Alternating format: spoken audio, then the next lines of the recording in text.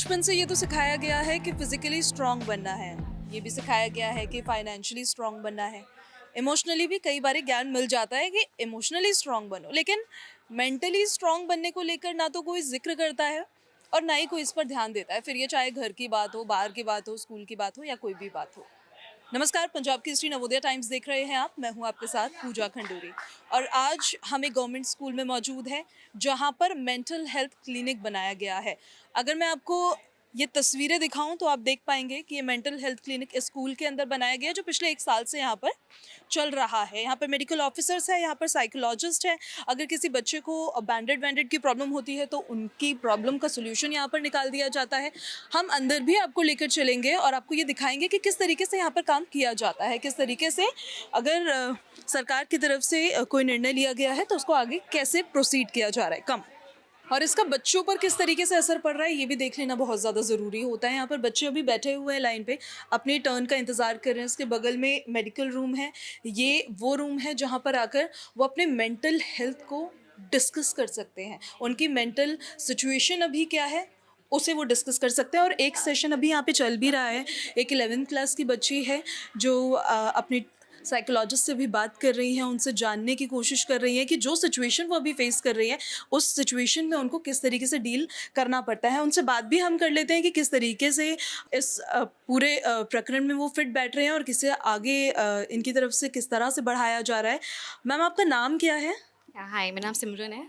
Okay, आप कब से यहाँ पे वर्क कर रहे हैं?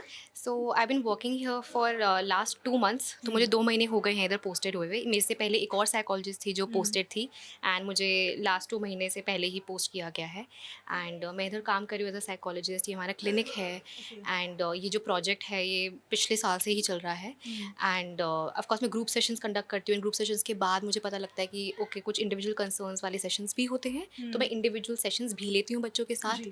सो बच्चे खुद भी आते हैं, मैं कभी कभी खुद भी आइडेंटिफाई करती हूँ, कभी कभी टीचर्स खुद भी आइडेंटिफाई करके मुझे बच्चे भेजते हैं कि मैम ये कंसर्न्स आ रहे हैं तो आप इनको देखिएगा बच्चों को। फिर मैं बच्चों के साथ सेशंस डिटेल में लेती हूँ। 2-4 सेशंस होते हैं and then we try to find कि बच्चे के लिए क्या चीज़ सबसे सही फिट बैठ सकती है। फिर हम उनको रेफ़र करते हैं इभास हॉस्पिटल को, तो वो रेफरल सिस्टम हमारा चलता है। फिर उनकी MMHU वैन आती है एवरी फ्राइडे, जैसे कि कल फ्राइडे है, कल एक वैन आएगी, कुछ बच्चों के केसेस उसमें भी जाते हैं। So we try to make sure कि जो भी केस आ रहा है सेफ़ और कंसिडरेबल रहे, ताकि बच्चा भी सेफ फील करे, ताकि बच्चे को कहीं भी ये फील ना हो कि मेरे को बीच में छोड़ दिया गया है। बच्चे के लिए सॉल्यूशंस हम साथ में एज अ टीम निकालते हैं, जो टीचर्स, बच्चे के पेरेंट्स, साइकोलॉजिस्ट सब लोग साथ में रहकर वर्क। एक लास्ट क्वेश्चन मेरा आपसे ये है कि कौन कौन सी कॉमन प्रॉब्लम्स है जो आपको इस एज ग्रुप के बच्चों में ज़्यादातर देखने को मिल रही है? क्योंकि देखिए यहाँ पे काउंसलिंग हो रही है लेकिन हर स्कूल में नहीं होती है, लेकिन जब ये बात जाएगी तो ये हर जगह जाएगी। उन प्रॉब्लम्स को एड्रेस करना बहुत ज़्यादा ज़रूरी होता है। वो कौन सी बेसिक प्रॉब्लम्स आप यहाँ पे ज़्यादा देखते हैं? आई थिंक बहुत सारी प्रॉब्लम्स ये भी होती हैं कि बच्चे कभी कभी अलोन महसूस करते हैं, बहुत भीड़ में भी। बच्चों को लगता है कि उनके पास सपोर्ट सिस्टम नहीं है, और एक्चुअली वो बात है भी कि इतना सपोर्ट सिस्टम नहीं होता है। तो लोनलीनेस एक बहुत बड़ा इशू भी होता है, क्योंकि घर पे या फिर आसपास की नेबरहुड में वो उनके पास सपोर्ट नहीं होता है। तो दे फील के वो जो लव एंड अफेक्शन, जो एक प्यार जो मिलना चाहिए घर पर या फिर आसपास, वो नहीं मिल रहा है। तो वो कहीं ना कहीं इफ़ेक्ट करता है और उनको काफ़ी मायूसी भी दे देता है। एंड आई फील कि उसकी वजह से पढ़ाई में भी काफ़ी असर पड़ता है। पढ़ाई से देन देन एपेटाइट पे भी असर पड़ता है, उनके स्लीप पे भी असर पड़ता है, तो ऑटोमेटिकली फिजिकल हेल्थ पे भी असर पड़ता है। तो पढ़ाई के कंसर्न्स भी होते हैं कि मैम कॉन्सेंट्रेट नहीं कर पा रहे हैं, घर पर कोई समझ नहीं रहा है, सब लोग क्रिटिसाइज कर रहे हैं, सब लोग मार रहे हैं, प्रेशर बिल्ड कर रहे हैं। प्रेशर बिल्ड कर रहे हैं, एग्जाम से related stress. It's very possible कि एग्जाम से रिलेटेड मेरे को एग्जाम से जस्ट पहले वॉमिटिंग आ गई, मुझे नॉजिया फील हो रहा है मैम, राइट। पता नहीं क्या हो रहा है, बहुत सर में बहुत भारी भारी दर्द हो रहा है। वो फिजिकल सिम्टम्स क्यों है? क्योंकि हमारी बॉडी और माइंड कनेक्टेड है, वो कंसर्न्स हैं। देन कंसर्न्स कि मैम क्लास में बच्चों ने बुली कर दिया, मतलब यहाँ पे बच्चा मुझे रिस्पेक्ट नहीं कर रहा है, मैंने ट्रस्ट किया उस बच्चे को, लेकिन उसने तो मेरा ट्रस्ट तोड़ दिया। अब इस सिचुएशन से कैसे डील करना है ये पता नहीं है। या exactly they are like ma'am, मतलब मेरे को जो रिस्पेक्टेड फील होना चाहिए मुझे फील नहीं हो रहा है क्लास में, राइट? मेरे दोस्तों के साथ जो मुझे फील होना चाहिए, मेरे दोस्त नहीं बन रहे हैं, that also comes up. So I think यही है कि एग्जाम स्ट्रेस, अकेडमिक स्ट्रेस, अपने आसपास के लोगों के साथ रिलेशनशिप बनाने में दिक्कत होना, और फिर कैसे डिसाइड करें कि आगे जाके मुझे करना क्या है। लाइक 11th-12th क्लास के बच्चों के लिए मेन कंसर्न होता है मैम आगे करियर में क्या करना है। बिल्कुल। हाँ, सो majorly these issues come up. या बिल्कुल, देखिए आप ये ज़रूर समझिए कि स्वस्थ रहना ज़रूरी है। खूबसूरत हो के, अच्छा दिख के, ऐसे नहीं। जो यहाँ पे लिखा हुआ भी है कि खूबसूरत लोग हमेशा स्वस्थ नहीं होते और स्वस्थ लोग हमेशा खूबसूरत नहीं होते। लेकिन आप इस चीज़ को समझिए कि अगर आप मेंटली स्वस्थ हैं तो आप खूबसूरत हैं और आप और खूबसूरत आगे बनेंगे। यहाँ पे जो बच्चे हैं उनसे भी हम बात कर लेते हैं। आपका नाम क्या है बेटा? रमशा कौन सी क्लास में हो आप? 11th C। 11th में हो आप? आप यहाँ पे सेशन लेते हो आके? जी किस कैसे क्या क्या सेशंस में करवाती है मैम? मैम, मतलब जो भी में हमें प्रॉब्लम होती है उससे हम किस तरीके से निकल सकते हैं उस चीज़ के बारे में बताते हैं। उस चीज़ के बारे में बताते हैं। आपको पता है मेंटल हेल्थ क्या होता है? मेंटल हेल्थ से आप क्या समझते हो? जब तक मतलब यहाँ पे नहीं था उस टाइम पे तो इतना पता भी नहीं रहता था कि हाँ। क्या चीज़ है, लेकिन जब से आया है तो मैम मतलब सेशंस वगैरह भी हमारे लेती हैं। उसमें भी हमें मतलब फिर पता चला कि किस चीज़ के लिए होता है, क्या हम लोग सोच रहे हैं, उस सब से मैम से बात करते हैं। इन सेशन से आपको क्या फ़ायदा हो रहा है? जिस चीज़ से मतलब हम किसी और के पास शेयर नहीं कर पा रहे थे कि क्या करें हम, तो मैम के पास अगर शेयर करते हैं तो हमें पता रहता है कि मतलब कैसा अच्छा फ़ील होता है। मन हल्का-हल्का फ़ील जी। होता है। ये कब से स्टार्ट हुआ है क्लिनिक यहाँ पे? मैम ये तो जब से हम आए उससे पहले से ही है। अच्छा, पहले से ही हाँ, चल रहा पहले था। से ही है। आपको क्या फ़ायदा हो रहा है इससे? मैम हमारा मतलब हम अभी टेंशन में हो, स्ट्रेस में हो ना, तो मैम हमारी हेल्प करती है। हमसे हमें स्ट्रेस हटाती है और मेंटली, फिज़िकली हर चीज़ में मतलब हम ठीक ही है, मतलब मैम हमें अलग ही करती है, उसमें रहने नहीं देती है। जो स्ट्रेस होता है माइंड में वो कम होता है उससे? हाँ। स्ट्रेस को समझते हो आप? स्ट्रेस क्या होता है? क्या होता है स्ट्रेस? मैम जैसे पेपर आने वाले हैं, तो स्ट्रेस नहीं हो जाता कि कैसे हम प्रिपेयर करेंगे, कैसे क्या करेंगे उस प्रकार।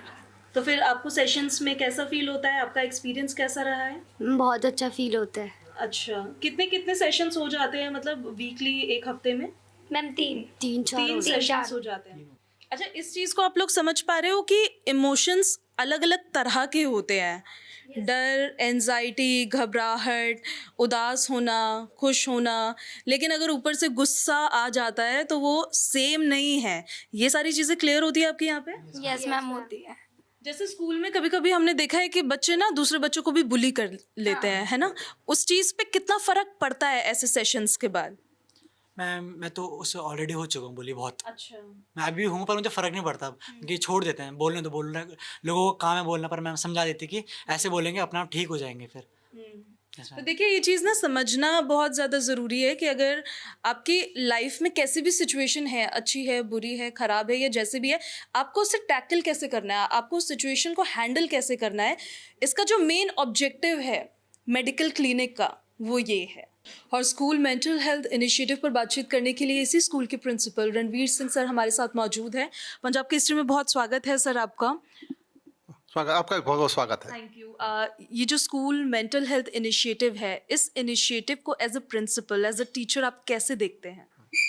देखिए, ये जो क्लिनिक हमारा 2 साल से चल रहा है और बच्चों का जिसको चोट लग गया, कुछ हो गया, तो हम टीचर के थ्रू गाड़ी से भिजवा दे करते, लेकिन जो मेंटल हेल्थ की बात करते हैं तो बच्चों पर पहले हम लोग भी अपनी बच्चों को बुलाकर करते थे, लेकिन जब से ये हमें प्रोग्राम मिला डायरेक्टेड से साइकोलॉजिस्ट का, तो बच्चे जो बिल्कुल नहीं निकलते थे, बोलते थे, तो बच्चों को हम वहाँ भेज करके, तो एग्रेशन जो करते थे बच्चे, बहुत एग्रेशन में आ जाते थे, उस एग्रेशन में बहुत बढ़िया इसमें कमी आई है, जो कि बच्चे एक दूसरे से एग्रेशन में बोलते थे, किसी को मार धाड़ भी कर देते थे, तो उससे बहुत बच्चों को सपोर्ट मिल रही है, डिसिप्लिन में बहुत अच्छा वो लग रहा है। लेकिन अब आगे भी इस प्रोग्राम को कंटिन्यूस करने के लिए हमने तो वो अनुरोध किया है कि हमें एक साइकोलॉजिस्ट पूर्ण रूप से दे दी जाए, लेकिन हमारे इसके लिए मिली हुई है और बच्चों के सेशन भी वो लेते हैं। जो पहले एग्रेशन था और बच्चे में पता भी नहीं लगता था कौन किस तरह से आ रहा है, तो साइकोलॉजिस्ट ने स्पेशली उन बच्चों को निकाल करके, विद्यालय के उन बच्चों को, कई ऐसे केसेस हुए जो बच्चे उस मोड पर हम सही नहीं कर सकते, साइकोलॉजिस्ट ने किया, तो इससे इम्पैक्ट ये जा रहा है कि बच्चों पर और विद्यालय के लिए बहुत सपोर्ट मिल रहा है हमें। जिस स्कूल में हमारी मौजूदगी है उस स्कूल के नोडल ऑफिसर भी हमारे साथ मौजूद हैं, अनिल सिंह जी। सर पहले तो मुझे आप ये बताइए, यहाँ पे जब से इस क्लिनिक की शुरुआत हुई है, आपका एक्सपीरियंस कैसा रहा है यहाँ पे काम करने का? ओवरऑल काफ़ी अच्छा एक्सपीरियंस रहा है, क्योंकि एजुकेशन में यही है कि बच्चे का ओवरऑल डेवलपमेंट हो, वही मेन फोकस होता है। तो ओवरऑल डेवलपमेंट में यहाँ फिजिकल या एजुकेशनल एक्टिविटीज़ हो रही हैं, और मेंटल डेवलपमेंट में भी यदि कोई बच्चे को प्रॉब्लम आती है तो उसके लिए काफ़ी हेल्पफुल हमें रहा। अभी किस किस तरह के मतलब केसेस आपने देखे हैं जो आप बताना चाहते हो लोगों को, क्योंकि मेंटल हेल्थ को लेके लोग ज़्यादा जिक्र करना नहीं चाहते हैं। केसेज स्ट्रेस वाला केस भी है, कुछ केसेज ऐसे हैं कि बच्चे अपने घर पे भी जो बात नहीं बता पाते या अपने पीयर ग्रुप में या टीचर्स से नहीं बता पाते, तो उसको शायद साइकोलॉजिस्ट चूँकि वो ट्रेंड हैं, उनके सामने शायद वो ज़्यादा बेटर तरीके से इसको हैंडल कर सकते हैं। आप कोई इक्के दुक्के केस के बारे में बताओगे जो आपने अपने सामने यहाँ पे देखा हो, और उसमें आपकी क्या भूमिका थी, मतलब आपका क्या रोल था? पिछले साल 1-2 बच्चे थे जो कुछ वायलेंट भी हो जाते थे। बच्चों में आपस में झगड़ा होना या स्कूल के बाहर झगड़ा होना, तो उनकी स्पेशल काउंसलिंग कराई गई और बाद में उनके व्यवहार में परिवर्तन भी महसूस किया गया। इस स्कूल में आपको रिस्पांस कैसा दिख रहा है इस इनिशिएटिव को लेकर? नहीं, व्यवहार में परिवर्तन हमें फील हो रहा है, क्योंकि क्लास वाइज 1 या 2 बच्चे ही ऐसे होते हैं और काउंसलिंग के बाद उनके व्यवहार में चेंज दिखाई दे रहा है। व्यवहार में चेंज दिखाई दे रहा है। बहुत शुक्रिया सर आपका हमारे साथ बातचीत करने के लिए। कैमरामैन विनोद के साथ पूजा खंडूरी, पंजाब केसरी, नवोदय टाइम्स।